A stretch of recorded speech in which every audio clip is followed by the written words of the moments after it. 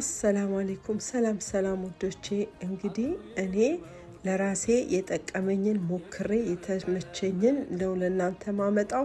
ከወደዳችሁት እንድትጠቀሙ ብዬ ነው።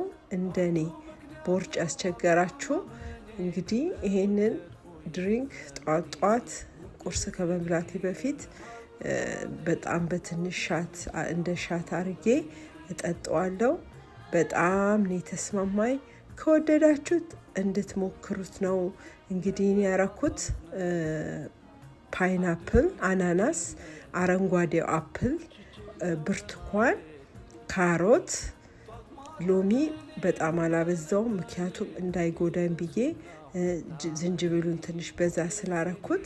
ከዛ በኋላ ብርቱካን አለ፣ እሱ ፈሽታችሁ ከዛ ላይ ደግሞ እርድና ካየን ስፓይሲ እሱ በጣም ጥሩ ስለሆነ ለሆድ እሱን አድርጌ እንደዚህ አስተካክዬ ለራሴ የምጠጣው ነው። ከተመቻችሁ ሞክሩት።